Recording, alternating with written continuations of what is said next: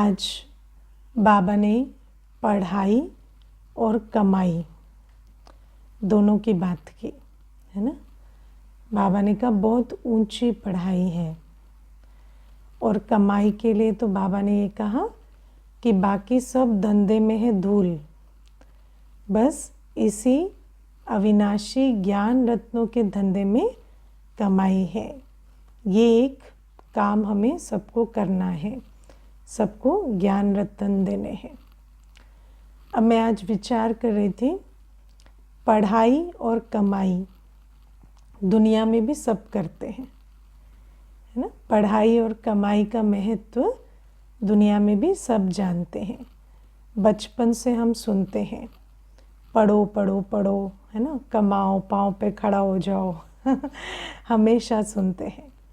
तो पढ़ाई और कमाई का महत्व सदा बताया जाता है, लेकिन दुनिया में जो पढ़ाई होती है, जो कमाई होती है, उससे बहुत हद की प्राप्ति होती है ना। जैसे अगर आप किसी को पूछें कि हमें अभी डर लगता है, इनसिक्योर फील होता है एज अ चाइल्ड, तो क्या पढ़ लेंगे, लिख लेंगे, डिग्री आ जाएगी, कमाने लगेंगे तो इनसिक्योरिटी ख़त्म हो जाएगी? हाँ, तो नहीं, इनसिक्योरिटी तो और बढ़ जाती है ना। आज आप देखो कि कितना इक्विपमेंट सिक्योरिटी के नाम पे आता है कि नहीं। सीसीटीवी, ताले, डिजिटल, नॉन डिजिटल, पता नहीं कितना कुछ है ना। लेकिन सिक्योरिटी की इतनी सामग्री होते हुए भी सिक्योरिटी नहीं आती है ना। सिक्योरिटी माना निर्भयता, आत्मा को डर ना लगे, ऐसा कभी नहीं होता। तो बाबा हमें कहते तुम इतनी पढ़ाई करते हो, इतनी कमाई करते हो, लेकिन तुम फिर भी डर में जीते हो, है ना। और फिर भविष्य की चिंता, मृत्यु का भय, ना, ये सारा कुछ बना रहता है। हम इतनी पढ़ाई, इतनी कमाई कर कर के शरीर के भय में, संबंध के भय में, संपत्ति के भय में जीते हैं। फिर ऐसी कोई पढ़ाई कमाई होती है जो हमें ईगो से मुक्त कर दे। माना ऐसा कोई पद है जहाँ जाने के बाद आपको और ईगो का सहारा नहीं लेना पड़ता, जो आपको ईगोलेस बना दे, ऐसा कोई पद नहीं है। जितना बड़ा पद उतना बड़ा ईगो का आडंबर, है ना। आप सोचो कि जितने बड़े पद पे व्यक्ति बैठा है उसकी ईगो उतनी फ्रैजाइल है ना। इतना बड़ा पद, पोजीशन, इतनी पढ़ाई, इतना पैसा, और ईगो कैसी कि राह चलता व्यक्ति भी दुख पहुंचा सकता है ना। कोई कुछ भी कह दे तो दुख हो गया, हर्ट हो गया, अपसेट हो गए। तो फिर ऐसी पढ़ाई, ऐसी कमाई क्या फ़ायदा, है ना। स्वमान दे दे ऐसी कोई पढ़ाई या कमाई दुनिया में नहीं है। या आप देखो कि इतनी सारी पढ़ाई कमाई के बाद भी कोई व्यक्ति अगर सामने कोई एस्ट्रोलॉजर आ जाए और कहे कि हाथ दिखाओ मैं भविष्य बताता हूँ, तो उसको हाथ दिखाएगा फट से, है ना। क्योंकि चिंता ज़रूर ये रहती है कि भविष्य में क्या है, भविष्य का डर हमेशा रहता है। ऐसा नहीं लगता कि मेरा भविष्य तो अच्छे से अच्छा है, वो कॉन्फिडेंस अपने भविष्य को लेकर नहीं आता। या मनुष्य चिंता करता है कि जब मेरी मृत्यु हो जाएगी तो मेरा जन्म कैसा होगा, या मेरी मृत्यु के समय पर किस प्रकार से मुझे, है ना, कोई वो अग्नि देने वाला होगा या नहीं, या मेरा क्रियाक्रम करने वाला होगा या नहीं। क्योंकि मनुष्य क्या सोचता है कि जिस प्रकार से मेरा क्रियाक्रम करा जाएगा उस हिसाब से मेरा अगला जन्म होगा। लेकिन क्या अगला जन्म क्रियाक्रम के हिसाब से होगा या कर्म के हिसाब से होगा, है ना। तो सारे जीवन कर्म को नहीं देखता, क्रियाक्रम में ज़्यादा इंटरेस्टेड रहता है। तो ये सारी बातें हैं कि मनुष्य इतनी पढ़ाई कमाई करके भी जो सचमुच जो बात हमें अंदर से सिक्योरिटी, अंदर से स्वमान दे सकती है, उन बातों तक नहीं पहुंचता, आत्मिक शक्ति नहीं बनती। भले ही ऊपर से धनवान शक्तिशाली बनने की बहुत कोशिश करते हैं, लेकिन सचमुच आत्मिक धन, आत्मिक कमाई या पुण्य की कमाई आ जाए या आत्मिक शक्ति आ जाए, ऐसी कोई पढ़ाई, ऐसी कोई कमाई दुनिया में नहीं है, है ना। या ऐसी कोई कमाई है जिसको करके हम कहें कि हमारी अकाल मृत्यु नहीं होगी या हम बीमार नहीं पड़ेंगे। हाँ, ऐसी कोई कमाई पढ़ाई नहीं है। मुझे याद है एक भाई आए थे, तो बहुत दुखी थे। और दुखी क्यों थे? क्योंकि जो जवान बेटा था उनका, वो जब एक बहुत रेप्यूटेड एग्ज़ाम क्लियर करके जब उसकी पोस्टिंग होने वाली थी, उस दौरान में माना रिज़ल्ट आ गया, उसकी पोस्टिंग भी आ गई, बस पोस्टिंग को ज्वाइन करने से पहले उसका एक्सीडेंट हो गया था। तो वो उस ट्रॉमा में इतने वर्ष से थे। जब वो सेंटर पर आए थे तो उस बात को तब 9 वर्ष या उससे भी ज़्यादा हो चुके थे, लेकिन उसके उस सेंटर के विज़िट के टाइम पर भी वो आत्मा जो थी बहुत ट्रॉमा में थी।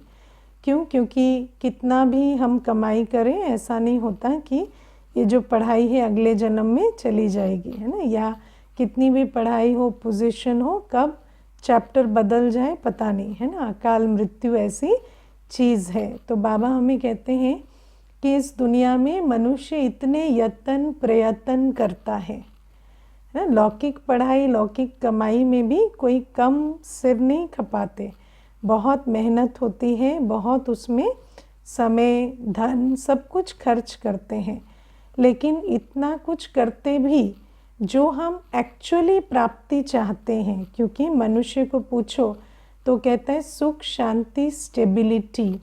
स्टेबिलिटी माना सिक्योरिटी बेसिकली, है ना। तो सुख, शांति और सिक्योरिटी, ये 3 चीज़ें हमें कभी भी कोई पढ़ाई या कमाई से नहीं मिलती।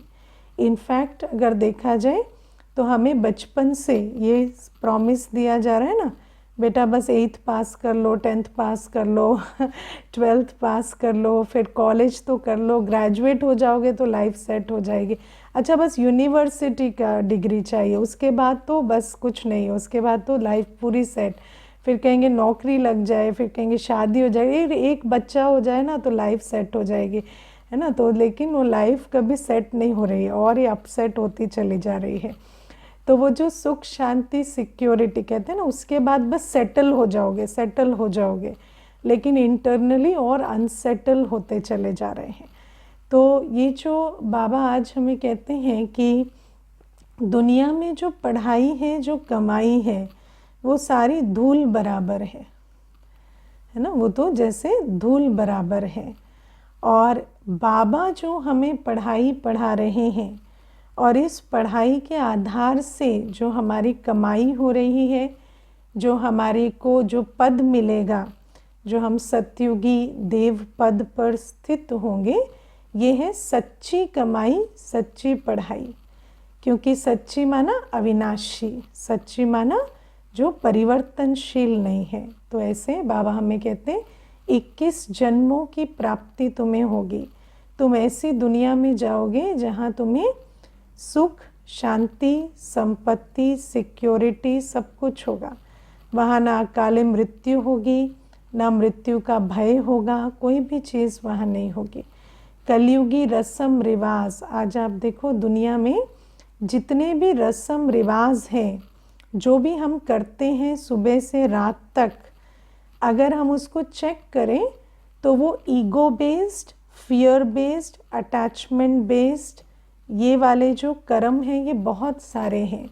अगर आप संकल्प के बोल लेवल पर देखें, बोल के लेवल पे देखें, कर्म पे के लेवल पे देखें, तो संकल्प, बोल और कर्म मेजॉरिटी किस आधार से हो रहे हैं? देह अभिमान, हमारा अहंकार हमें ड्राइव करता है। हम भय से बहुत सारे कर्म करते हैं। भय तो बहुत बड़ा फैक्टर है जिसके कारण हम मेजॉरिटी कर्म करते हैं। अहंकार से हम बहुत सारे कर्म करते हैं, देह अभिमान से हम बहुत सारे कर्म मोह में करते हैं। हमारे बहुत सारे कर्म लोभ से ड्रिवन होते हैं कि यहाँ प्राप्ति होगी, है ना। लोग कहते हैं कल मदद मिलेगी, कल इसका फ़ायदा मिलेगा, इस चक्कर में बहुत सारे कर्म लोभ से करते हैं। तो बाबा कहते हैं ये जो 5 विकार हैं ये तुम्हारे जीवन में संकल्प, वाणी और कर्म के बहुत विस्तार को लाते हैं। बहुत सारे व्यर्थ और नकारात्मक कर्म हमसे ये विकार कराते हैं, भय, ईर्ष्या, द्वेष, हम कितने सारे कर्म इस कारण से करते हैं, है ना। तो बाबा हमें कहते हैं ऐसे वाले कोई भी कर्म तुम्हें सतयुग में नहीं करने होंगे। सतयुग में तुम्हें कोई भय के कारण या इनसिक्योरिटी के कारण या भविष्य की चिंता के कारण तुम्हें ये दान, पुण्य, पिंडदान, ये वो, है ना, कि क्रियाकर्म इस प्रकार से हो, उस प्रकार से हो, ये सारी रस्म रिवाज, भय की रस्म रिवाज वहाँ पर नहीं होगी। तो बाबा कहते हैं कि वो तो ठीक है कि सतयुग में ये सब नहीं होगा, लेकिन उस सतयुग में जाने के लिए अभी हमें क्या करना पड़ेगा, ये पढ़ाई और ये कमाई।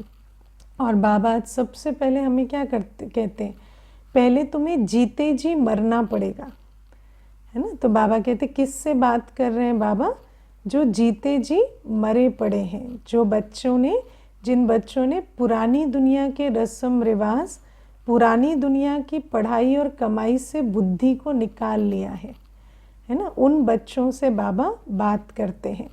और बाबा हम बच्चों को ये नई पढ़ाई पढ़ाते हैं। ये नई पढ़ाई कौन सी पढ़ाई है, 4 सब्जेक्ट की पढ़ाई है हमारी, है ना। रोज़ मुरली सुनना, पहली चीज़ है ज्ञान, रोज़ मुरली सुनना। दूसरी है बाबा की याद, अमृत वेले की भी, सारे दिन की भी। तीसरा है पवित्रता और चौथी है रूहानी सेवा। तो आज अगर सारी मुरली में देखें तो बाबा इन्हीं 4 बातों की पढ़ाई को अंडरलाइन करा रहे हैं, और यही पढ़ाई सोर्स ऑफ इनकम है। इसी रूहानी सेवा से, इसी पवित्रता से अविनाशी कमाई होती है। इसीलिए बाबा हमें कहते हैं कुछ भी हो जाए तुम्हें क्या नहीं करना है, पढ़ाई मिस नहीं करनी, मुरली मिस नहीं करनी, क्लास मिस नहीं करनी। क्योंकि बाबा कहते हैं इस दुनिया में जो भी कुछ तुम्हें पढ़ाया जाता है वो है झूठ, है ना। जो भी तुम्हें पढ़ाया जाता है वो है झूठ, है ना। और बाबा जो पढ़ाते हैं वो है सच। तो आज बाबा हमें कहते हैं सबकी बुद्धि में है शास्त्र और तुम्हारी बुद्धि में है सच। तो ये जो झूठ और सच का अंतर, मुरली में बाबा हमें क्या कहते हैं, मुरली में बाबा हमें कहते हैं कि 4 युगों का ड्रामा है, और ड्रामा चक्र के रूप में चलता है। और बाबा हमें कहते हैं कि इन 4 युगों के ड्रामा में ये जो चक्र है ये पूरा हूबहू रिपीट होता है। तो बाबा हमें सबसे पहले क्या समझाते हैं कि तुम कुछ भी कर लो, तुम कल आने वाली सीन को नहीं बदल सकते। कुछ भी कर लो, तुम्हें सच क्या है कि तुम भविष्य की सीन को नहीं बदल सकते। लेकिन बाबा हमें ये समझाते हैं कि भविष्य में जो सीन आएगी उस सीन को रेस्पॉन्ड करने वाली जो आत्मा है, वो आत्मा अभी श्रीमत पर चलेगी तो वो सीन जो है वो उस पर विजयी हो जाएगी, है ना। सीन पर विजयी आत्मा हो जाएगी यदि आत्मा अपनी श्रीमत के आधार से अपनी शक्तियों को बढ़ाएगी। तो बाबा हमें ये सच बताते हैं। दुनिया हमें क्या बताती है, चेंज द फ्यूचर, ना। दुनिया हमें यही बताती है, हर कोई, आप कोई भी विज्ञान देखो, भविष्य बदलने की कोशिश कर रहे हैं। हम परिस्थिति को बदलने की कोशिश कर रहे हैं। सारी पढ़ाई दुनिया में किस बारे में है कि परिस्थिति को बदल दें, भविष्य को बदल दें। आज आप देखो लोग एस्ट्रोलॉजर के पास जाते हैं, इतना इतना खर्च करते हैं, इतना सब कुछ करते हैं, क्या सोच के कि भविष्य बदल जाए, है ना। मैंने सुबह की क्लास में भी सुनाया कि एक बार क्या हुआ कि एक बहन आई सेंटर पर, तो तब 2nd फ्लोर पे सेंटर होता था। तो वो ऐसे चढ़ आई और फिर बेल बजाकर मुझे कहती, मुझे सिर्फ थोड़ा चिट चैट करनी है, मुझे बात करने का मन कर रहा था। तो मैंने कहा आइए। तो फिर मुझे उसने बताया कि मैं श्रीलंका से आई हूँ और मैं एक एस्ट्रोलॉजर हूँ। तो मैंने कहा ठीक है, फिर अगर बातें ही करनी हैं तो आप मुझे बताओ कि आपके हिसाब से क्या फ्यूचर को प्रेडिक्ट कर सकते हैं। तो कहती हाँ। तो मैंने कहा ठीक है, वो तो ज्ञान के हिसाब से भी ठीक है, क्योंकि फ्यूचर बना बनाया है, तो हो सकता है कोई साइंस के थ्रू प्रेडिक्शन भी हो सकती है। फिर मैंने उसको कहा कि तो फिर आपके हिसाब से फ्यूचर को बदल भी सकते हैं। तो कहती है कि नहीं, वो कभी नहीं होता फ्यूचर को बदल नहीं सकते। तो मैंने कहा फिर अगर बदल ही नहीं सकते तो जानने का क्या पॉइंट है। तो फिर वो कहती है कि जानने से क्या होता है कि आप प्रिपेयर्ड हो सकते हैं। जैसे आपको पता है कि कल कोई अनहोनी होने वाली है, मे बी एक एक्सीडेंट होने वाला है, तो आप थोड़ा मेंटली प्रिपेयर हो सकते हैं कि अच्छा एक्सीडेंट हो। तो मैंने कहा लेकिन व्यक्ति जब जान लेता है कि एक्सीडेंट होना ही है, तो वो इस चक्कर में पड़ जाता है ना कैसे एक्सीडेंट ना हो। तो अब सारी एनर्जी कहाँ लगा देता है, एक्सीडेंट ना हो। लेकिन बात ये है एक्सीडेंट तो होना ही है, लेकिन वो सारी एनर्जी इस बात में नहीं लगा रहा कि जब एक्सीडेंट होगा तो मुझे उसको फेस करना है, रिकवर होना है, तो उसके लिए मुझे क्या ताकत चाहिए। तो कहती हाँ दैट इज़ राइट। तो मैंने कहा फिर तो जानने का कोई पॉइंट नहीं हो रहा है। तो कहती हाँ कोई पॉइंट नहीं है फ्यूचर को जानने का। तो मैंने कहा लेकिन यहाँ तो सब बदलने के लिए तावीज़ और पत्थर और पता नहीं क्या क्या करते रहते हैं। तो कहते हैं आपको क्यों लगता है मैं इतनी दूर से भारत में आई हूँ, market is very good here, है ना। तो मैं इसीलिए आई हूँ क्योंकि यहाँ मार्केट बहुत अच्छा है, तो मुझे भी कुछ कमाना है, क्योंकि कुछ पत्थर हम भी बेचेंगे, कुछ ऐसा करेंगे। तो फिर वो इस तरह से, है ना, वो मुझे सारी बातें कह के गई। तो ये मैं आपको एक रियल लाइफ अनुभव भी सुना रही हूँ, क्योंकि ये जो हम लोग सोचते हैं ना कि ये जो सारी दुनिया किस फिलॉसफी पे चलती है कि हम आज कुछ ऐसा कर दें, कोई कर्म कांड, है ना, कोई ऐसा रस्म रिवाज फॉलो कर लें, कोई ऐसा पत्थर पहन ले, कोई ऐसा यज्ञ करा लें जो कल हमारा भविष्य बदल जाए।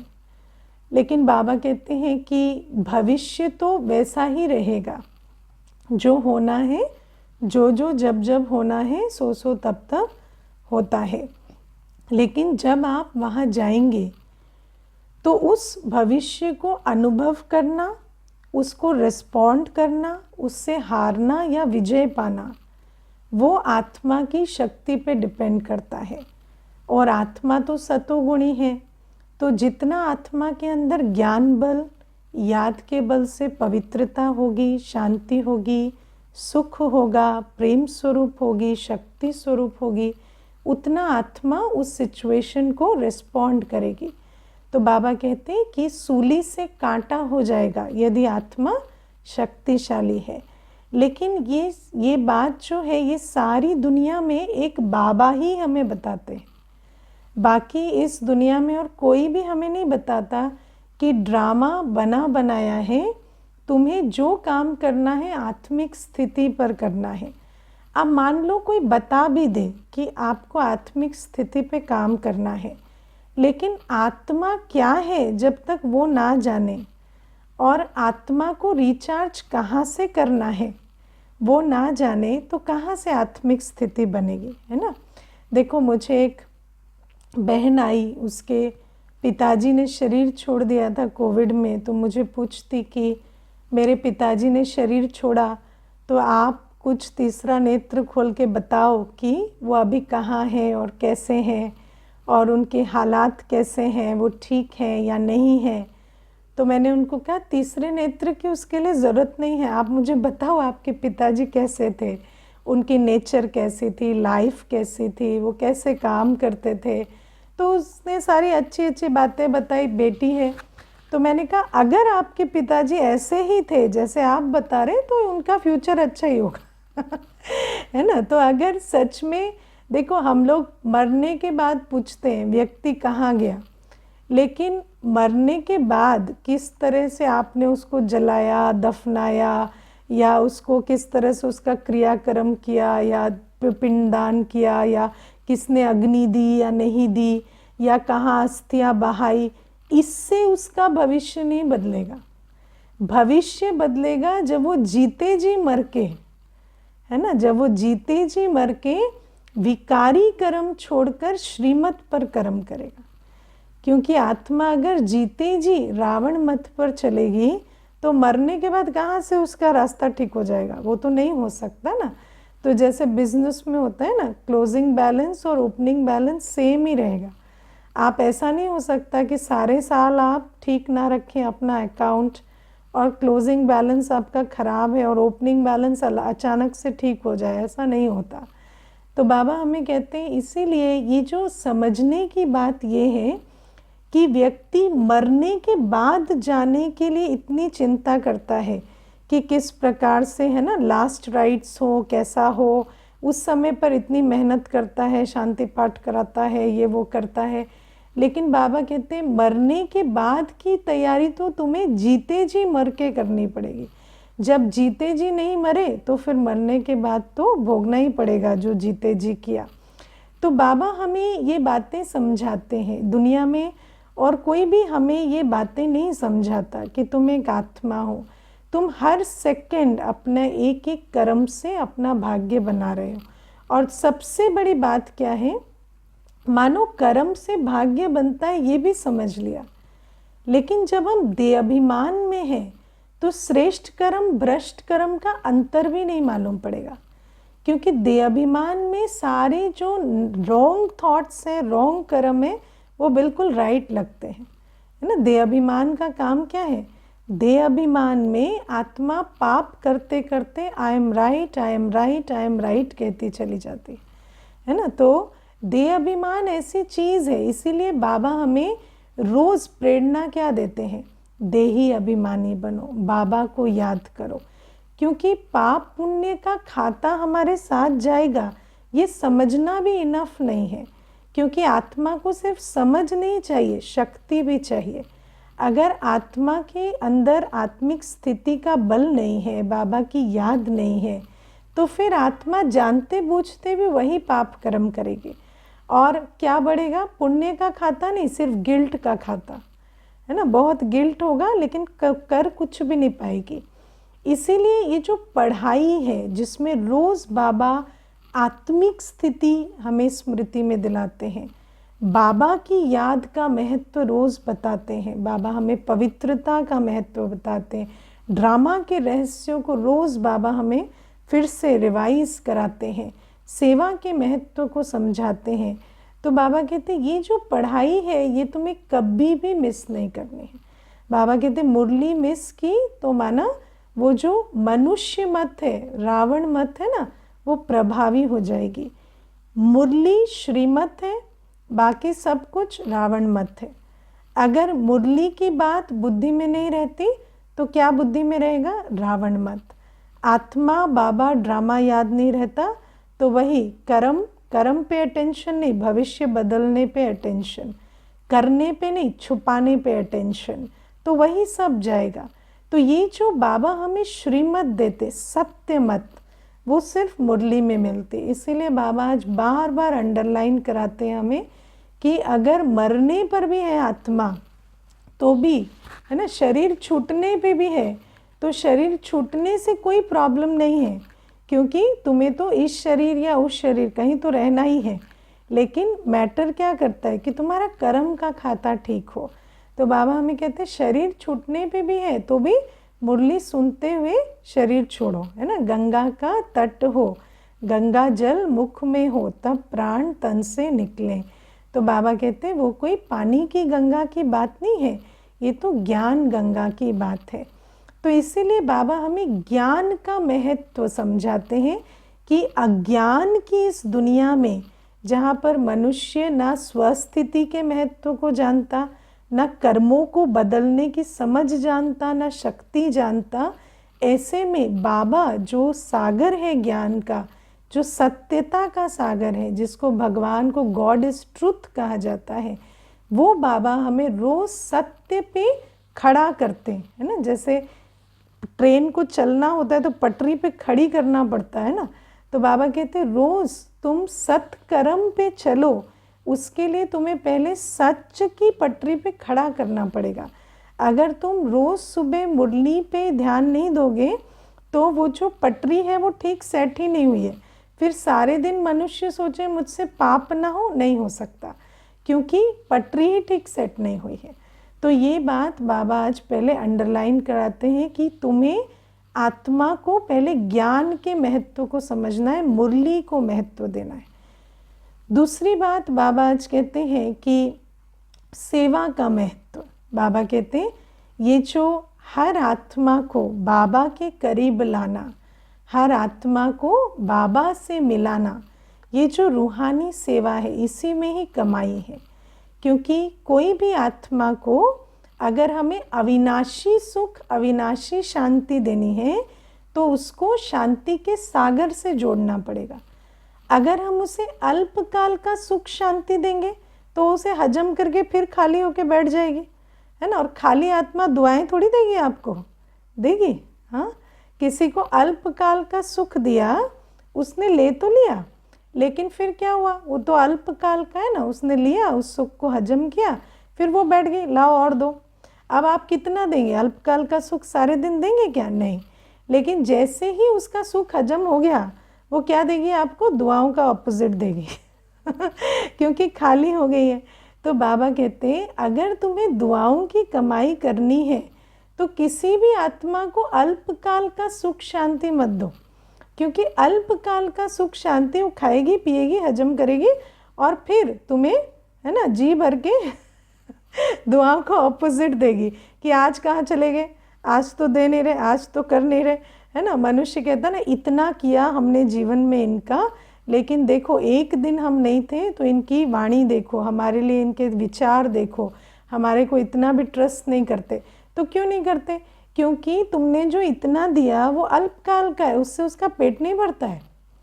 वो जो भी तुम दे रहे हो उससे सिर्फ उसकी भूख बढ़ती है। और जब जैसे ही वो खाली हो जाएगा तो खाली आत्मा आपको दुआएं थोड़ी देगी। तो ऐसा नहीं होता कि खाली आत्मा दुआएं दे।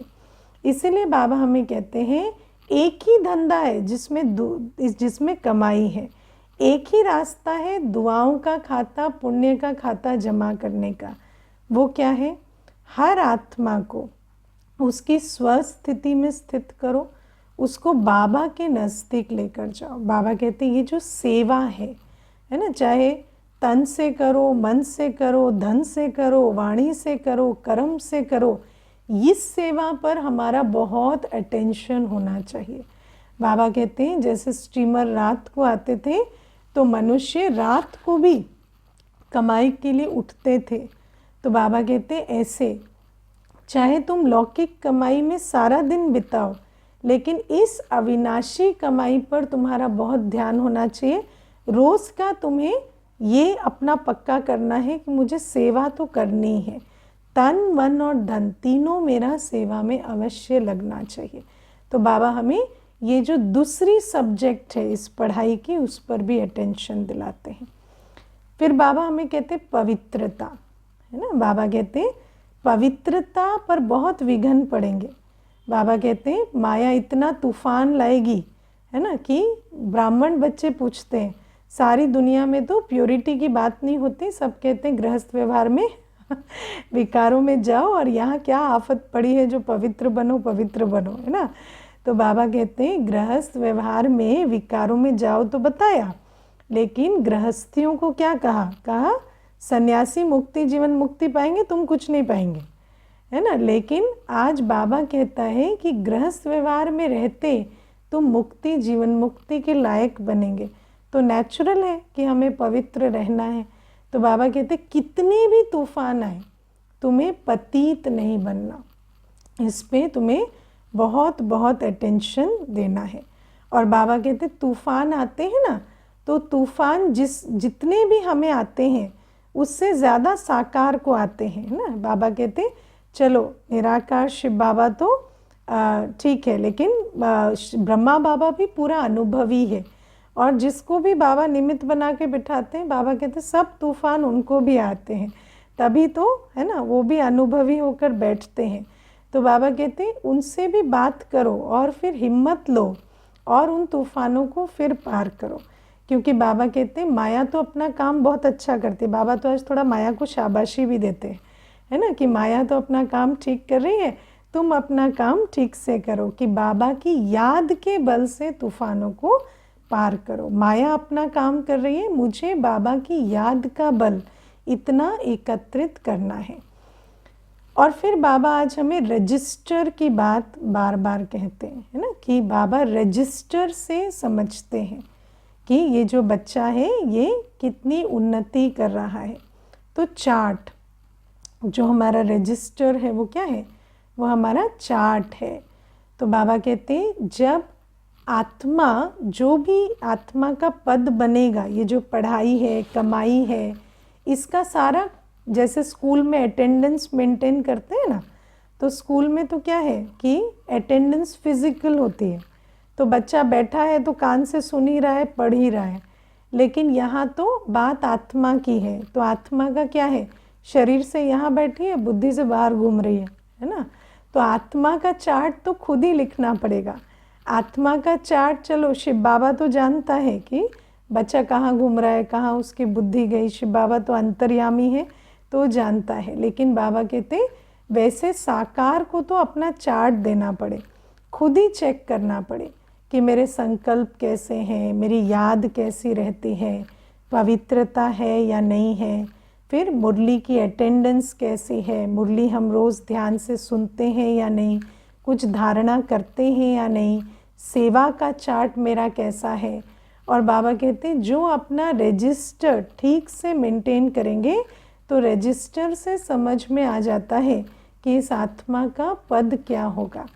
तो बाबा कहते हैं कि इस दुनिया में ऐसी कोई पढ़ाई नहीं, ऐसी कोई कमाई नहीं जो तुम्हें निरोगी, सुखी, शांत, निर्भय, अकाल मृत्यु के पंजे से छुड़ा दे। ऐसी वाली कोई पढ़ाई कमाई है नहीं।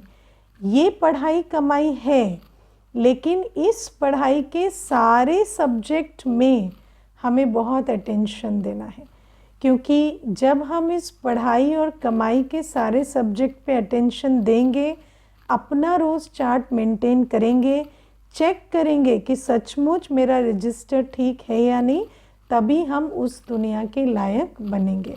तो बाबा कहते हैं चलो तुम्हारा एडमिशन तो हो गया, इतने ऊंचे स्कूल में तुम आ गए, लेकिन अभी इसको गंवा मत देना, इस अपॉर्चुनिटी को, है ना। तो आज बाबा की मुरली इसके बारे में है। अब प्रश्न है, अंतर्यामी और थॉट रीडर में क्या अंतर है। अंतर्यामी माना बाबा जानता है ना, बाबा अंदर आत्मा के क्या है जानता है, लेकिन थॉट रीडर नहीं है क्योंकि वो पढ़ता नहीं है ही इज़ नॉट इंटरेस्टेड, है ना। बाबा जानता है कि हम आत्मा क्या कर रहे हैं, क्या नहीं कर रहे हैं, वो सारा बाबा को मालूम है, लेकिन बाबा उस बात को बाबा रिकॉर्ड नहीं करता, है ना, क्योंकि बाबा को हमारे व्यर्थ और नकारात्मक संकल्प जमा करके क्या करना है ना। तो बाबा क्यों रीड करेगा, तो वो वाली बात है।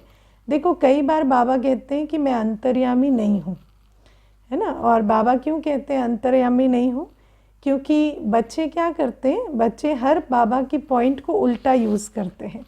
बाबा कहेगा मैं अंतर्यामी हूँ, तो बच्चे कहेंगे बाबा को तो पता ही है ना, चार्ट लिखने की क्या ज़रूरत है ना। जो बात पता है उसको बाबा को कहेंगे बाबा ये तो आप जानते ही हो ना कि हम कितने नीच कितने पापी है ना तो नहीं, तो बाबा कहते हैं नहीं मैं नहीं जानता, तुम बताओ मुझे तो बाबा उस हिसाब से कहते हैं कि तो मैं अंतर्यामी नहीं हूँ, लेकिन एक्चुअली तो बाबा अंतर्यामी है, बाबा जानता है। लेकिन बाबा कहते हैं मैं जानकर क्या करूँगा। बाबा का भाव ये है कि मैं जानकर क्या करूँगा, तुम जानो कि तुम क्या कर रहे हो, क्योंकि परिवर्तन तुम्हें करना है, मुझे तो प्रेरणा देनी, वो तो मैं वैसे भी कर रहा हूँ। परिवर्तन तुम्हें करना है, तो तुम जानो तुम क्या कर रहे हो। इसीलिए बाबा कहते हैं तुम चार्ट लिखो, मैं खुद से नहीं देखूँगा, क्योंकि मुझे पनिशमेंट देने के लिए थोड़ी देखना है, तुम्हें परिवर्तन होने के लिए चेक करना है। तो चेक करने का काम हमें बाबा ने दिया है। और बाबा कहते जान तो मैं सकता हूँ, लेकिन मेरे जानने से फ़ायदा नहीं होगा, तुम्हारे जानने से फ़ायदा होगा। ठीक है, तो ये बाबा की आज की प्रेरणाएं हैं। तो समझना है, ये जो सारे धंधों में है धूल और इसी धंधे में कमाई है। तो बाबा कहते ये पढ़ाई, ये कमाई, और पढ़ाई के चारों सब्जेक्ट पे हमारा बहुत ध्यान होना चाहिए, रजिस्टर मेंटेन होना चाहिए। जिस पढ़ाई कमाई में कुछ भी नहीं रखा था, उसमें हमने अपनी पूरी जीवन लगाई, तो ये जो 21 जन्मों की प्राप्ति कराने वाली पढ़ाई कमाई है, इस पर समझदार आत्मा का बहुत अटेंशन होना चाहिए। ओके, ओम शांति।